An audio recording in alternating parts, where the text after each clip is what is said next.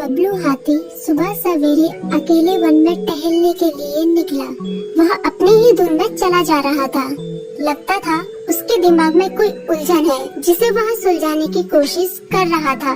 सड़क पर आगे बढ़ते ही उसके सामने चीकू खरगोश भागा। बबलू का पैर उसके ऊपर पड़ने ही वाला था कि चीकू जोर से चिल्लाया। उसकी आवाज सुनकर बबलू ने अपना पैर पीछे खींच लिया। कहाँ खोए हो बबलू भाई? कहीं नहीं, बस कुछ ऐसे ही सोच रहा था। किस बारे में? तुम जानकर क्या करोगे? शायद मैं तुम्हारी कुछ मदद कर सकूं। तुम तो जानते हो आजकल वन में कितनी चोरियां हो रही हैं, पर चोर का कोई अता पता ही नहीं है। इस बात को लेकर वन के सारे प्राणी चिंतित थे। वे वहाँ खुद को सुरक्षित महसूस नहीं कर रहे थे। अरे चीकू भाई, हम मजबूर हैं। हम चोर को पकड़ ही नहीं पा रहे हैं। वह बहुत चालाक है और अपने काम को बड़ी कुशलता से अंजाम दे रहा है। कहीं कोई सबूत ही नहीं छोड़ रहा। हमारे राजा इस बात को लेकर बहुत चिंतित हैं। यही कारण है कि हम सब इस बारे में सोच रहे हैं। अब तुम मेरी इसमें क्या मदद कर सकते हो? मैं कुछ सोचता हूँ, हो सकता है मुझे कोई उपाय सूझ जाए। प्रयास करने में कोई हर्ज तो नहीं है। तुम ठीक कहते हो चीकू, लेकिन वन के गुप्तचर भी अभी तक इसका कोई हल नहीं निकाल सके। इतना कहकर वे चुप हो गई। बबलू की बातों ने चीकू को सोचने के लिए मजबूर कर दिया। चीकू को उदास देखकर बबलू बोला, तुम अपना मन छोटा मत करो। मुझे अच्छा लगा कि तुमने मेरी परेशानी को समझा। कभी मैं भी इस वन के लिए गुप्तचर का काम करता था। एक बार मेरी टांग टूट जाने से मेरे अंदर फुर्ती नहीं रही। तब से मैंने यह काम छोड़ दिया। चीकू, तुम चाहो तो यह काम दोबारा कर सकते हो। वन के प्राणी ज्यादातर दिन में भोजन की तलाश करते हैं, वे रात को आराम करते हैं। तुम दिन रात दोनों में ही भोजन की तलाश में निकल सकते हो सकता है रात को तुम्हें कुछ ऐसी बातों का पता चल जाए जो हमारे काम की हो। हाँ बबलू, तुम ठीक कहते हो। मैं आज रात को वन में घूमकर इस बात का पता करने की कोशिश करता हूँ। थोड़ी देर बातें करके चीकू अपनी बिल की ओर बढ़ गया और बबलू अपने रास्ते चला गया। चीकू के दिमाग में अभी तक बबलू की कई बातें घूम रही थी। उसे समझ नहीं आ रहा था वह बबलू की मदद कैसे करे। दिन भर वह उसी उधेड़-बुन में लगा रहा।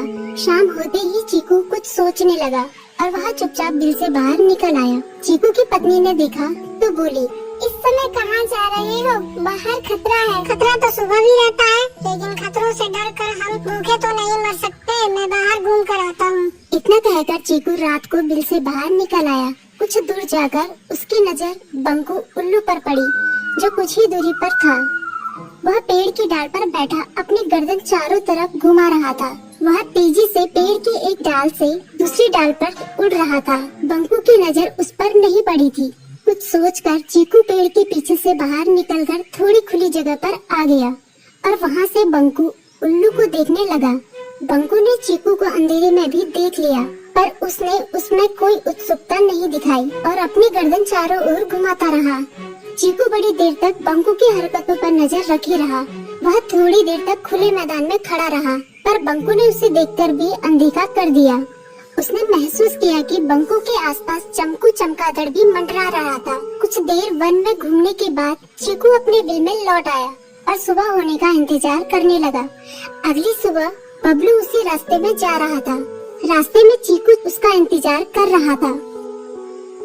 आज बड़ी जल्दी आ गए बबलू। हाँ, आजकल मुझे चिंता की वजह से नींद नहीं आती। कोई नई खबर है क्या? यकीन से तो मैं नहीं कह सकता, पर मैं तुम्हें ऐसे प्राणी का नाम बता सकता हूँ जो शायद चोरों की मदद कर रहा है। कौन है वो?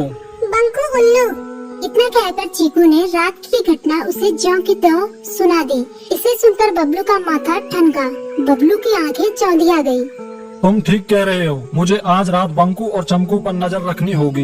इतना कहकर वे दोनों अपने अपने रास्ते चले गए। बबलू रात को अपने साथियों के साथ बंकू पर नजर गड़ाए रहा। उसकी संदिग्ध गतिविधियों को देखकर बबलू ने उसे उसके साथियों चंकी और संकी लोमड़ के साथ पकड़ लिया। बबलू ने सख्ती से पूछताछ करनी शुरू कर दी।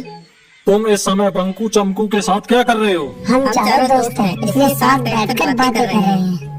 चमगादड़ और उल्लू की दोस्ती तो समझ में आती है, पर लोमड़ के साथ दोस्ती कैसे हो सकती है? सख्ती से पूछने पर दोनों ने अपना जुर्म कबूल कर लिया और सभी चोरियों के बारे में बताया जो उन्होंने कुछ दिन पहले वन में की थी।